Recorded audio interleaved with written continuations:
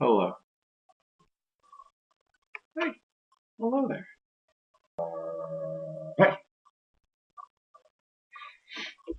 Meow. Hello? Hi. Konnichiwa. Hello. Hi. Hello. Hello. Hello there. Hello. Hi. Hello. Hello. Welcome to Algorithymns, Poetry². I'd like to thank you for stopping by. Click on the link and checking us out. What Algorithymns Poetry² is the next level in a current project that's ongoing under the name of Algorithymns Poetry². But this new function of it, this new research and development, this new amazing and extraordinary attempt is to give anyone who has access to the internet the opportunity to use a web-based form linked off the Algorithymns website to request a poem. There'll be a series of checkbox questions and fill in the blanks that are super easy, quick, and that'll all be beta tested for fluidity and not overwordity. And so that way they can request a specific and very tailored to them or their recipient, which can be someone other than themselves, poem. And that can be a poem, it can be a podcast, poem, or spoken word, it can be prose, it can even maybe be a short story, depending on how the beta test of all that stuff goes.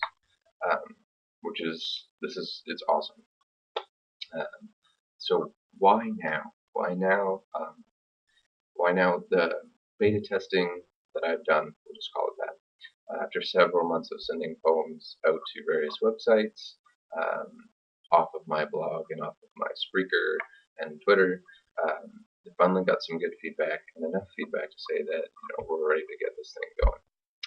Reason two is because after several years of traveling and trying to make a home, giving each city and town at least a year, I finally found a home that, or a city, a town, a place that calls me home. And so that's an amazing thing because I'm 30 years old, and that's a long time to be searching for that place. And on top of that, my back injury that I suffered in a workplace accident when I was 24 was hit by the tusks of a forklift, and it knocked me backwards onto some pallets, and yeah, for several months I didn't know what was wrong. Finally, after 3 scans, tests, they were like, "Oh, hey, you have more than just a strained back muscle." Turns out I have 3 lower back herniated discs and nerve root damage on my right leg, which daily it takes stretching, yoga, core workouts to be able to just function, like rotate my body without mass pain, basically thriving pain. So yeah, that's some reasons why we're doing it now. The other reason is because now I'm on sick leave from work because I can work, because I lift stuff, because I'm unqualified to do anything, because I don't have a master's degree in anything, and because I don't have a regular one anyway. And in our society is unfortunately, there's only so many jobs out there. So I had to do what I had to do, what I have to do, especially after just moving to this new place several months ago. You gotta take what you can get, as they say. Although I'm a nice enough kid, you think I'd get into customer service somehow, or restaurant serving. But anyways, that's that. A little bit more about myself. This kid.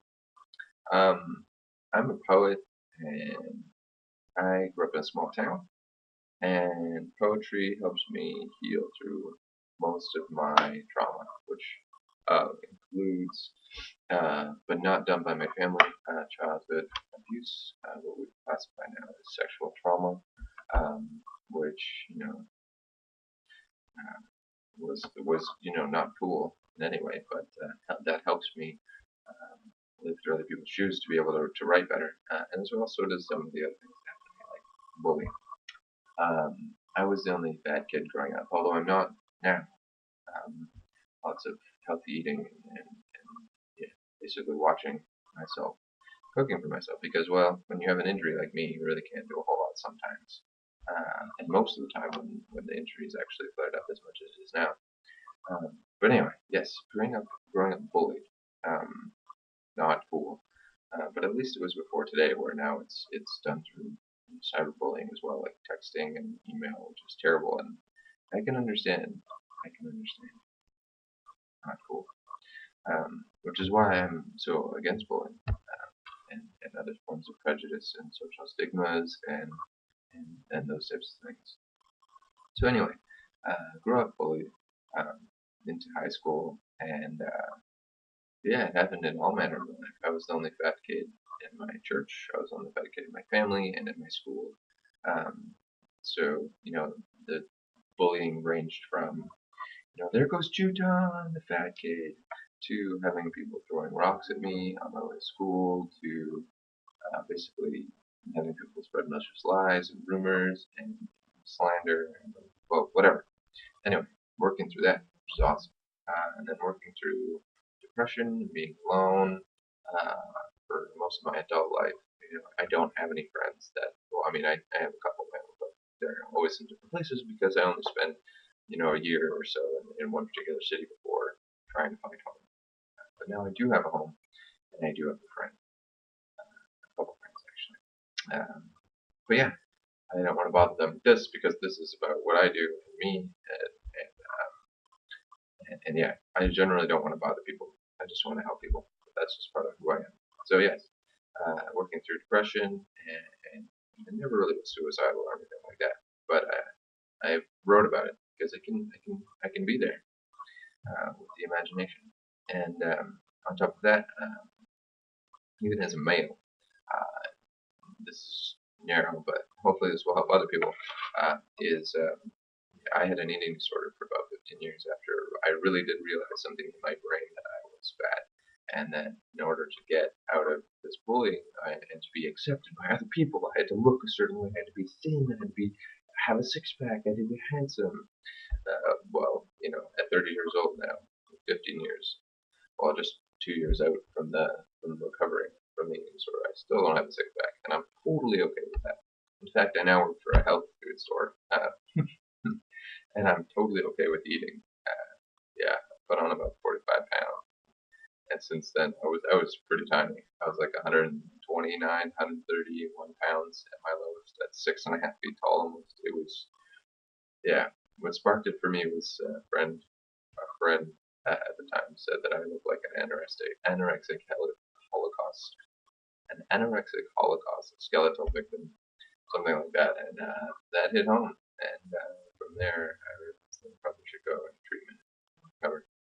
So yeah, those are some of the things that have happened to me in my life, on top of the regular heartbreak and not having a job and stuff like that. Yeah, but the other hard thing was not during the course of the injuries, and even now the poetry thing, and not really having anyone on my side, like my parents, uh, not on my side. They don't really read. No one really reads or shares anything that I write. They think it's all about me, but really it's all about helping everyone else and trying to let people know that you're not the only person out there that suffered through what you're suffering through. Um, Maybe give you the words to release that tension, that pain, that sorrow, and so that you can work through it. That's what I want to do for people, on top of the other things. So yeah, here we go. So just a little bit more about me. Um, I am nerd, hipster, anime lover. I am a cyclist when I'm not super injured. When back pain doesn't flare up. Um, I Yeah, I'm a writer. I'm a reader.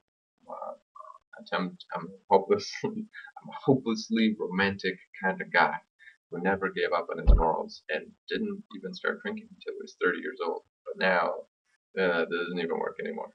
We're just gone back to straight edge on accident. Dot dot dot. Um, anyway, a few other things that inspire me. Uh, Reading about social events, being observational about them. For some reason, I really like learning about landmines. And when I say like, I mean I hate that they exist, but I like writing about them to raise awareness to and what my brain goes through when I write about this thing. I like writing about equality and gay marriage being equal and possibility that maybe even I was gay growing up, but my family being super religious prayed it out of me, but I can't tell that anymore. Other than maybe you can tell when you can see me walking down the street in a dress with the makeup, the skin tight, awesome. Because I like to strut my stuff in that way, even though I'm mostly metro. I was a hetero. I don't know. So yeah, I'm a big gamer. I used to be into World of Warcraft and other games, but now I can't do those anymore because full dedication is necessary to the project, to what I'm creating, and every day it takes hours and hours and hours to do these things, and I can't to do the project things, research and development, reading, growing the project. So there is no time. Dedication is absolutely, and I really only played because it was social. And my family members played, and wherever I was all over the world, I could play with them. And now that doesn't happen anymore. So that's a little bit more about me. I'm a little moralist, chivalry kid, hopeless romantic, nerdy kind of guy. So above and beyond just the single function that I've already mentioned of the Algorithms project, which is the form to request a poem be sent to themselves or someone else on their behalf, is the sharing of creativity, craft from the imagination and pathetic engine to inspire hope, equality, awareness, raise awareness, social activism, creativity, and for this purpose of ending prejudice, ending social stigmas, and bullying, so that peace and a little bit more smiles can exist in all of our futures. And how does that happen? It happens in more than just that one form mode.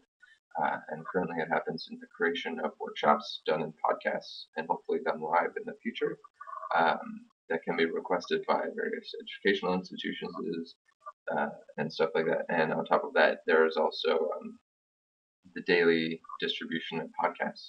We have a Spreaker account. It's just Spreaker/Juton. And we have hundreds of podcasts, and you can see the development from super newbie to what I can do now. And we also have over 9,000 Twitter poems, so you can follow us on Twitter. And we also, and that's daily. Everything is done daily, and it takes time and effort, and research and reading, and time to reflect and create.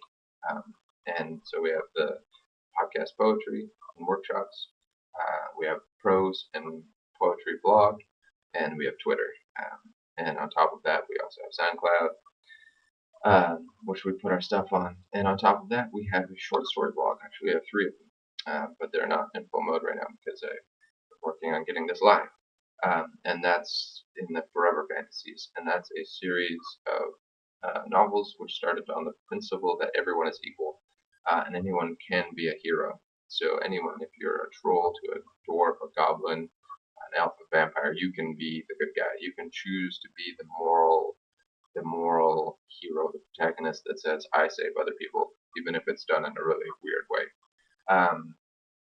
So yeah, those are the multi-levels of Algorithms Poetry². On top of that, we also do spoken word live, which is currently in beta test, which I've done only 5 or 6 times, because yeah, that just is where we're at with life and doing that. So you have multiple levels that you're donating and helping source and sharing Algorithms. You are sharing what it stands for, and that's what we stand for. We're standing for equality, first and foremost, the ending of bullying, the ending of social stigmas, and that stuff. And basically, the project can't take off without your support. If I launch it too early and the requests come in, and I'm still working full time, or I'm injured, and I have the stresses of everyday functionality and work, and there will be no peace in order to write. And in order to do this, the good news is I can live on next to nothing because I'm super frugal and I don't do anything other than basically write at home or in coffee shops and those things. Yes, so I'm asking for your support. this project cannot take off without crowdsourcing, without help. I'm unqualified to speak. I don't have a degree. I have a master's. I am just a nice, trustworthy kid that, um, I work because I have to, and because generally I do like what I do, working in the health food store. But to launch the project, I need your help because it's going to take time, research and development, and I don't qualify for anything, any grants or like what this is. Like people aren't going to throw money at a return on investment zero because I'm just asking for donations. I'm not going to monetize it and make it, where you have to give or you have to spend so much. No, this is just if you like what you see, share, and that's the other thing you do. If you can't donate, if you can't fund the project, share. Like every little bit of another person liking what we do, either on the on Spreaker, Blogger, on Twitter. If you like it, it moves you, share it. You never know how a poem might impact somebody else the way a poem might have impacted you. And basically we need the funds, the crowdsourcing for the building of the website, building of the platform, for the emails and for basically the daily creation of time dedicated to that. I mean, it takes hours to create everything that I create, and while it is a beautiful thing and it flows fluidly and so fast sometimes, the research and development, the reading, the growing of my knowledge of vocabulary, everything takes time, and time is precious, and um, the rewards of the project will outweigh anything.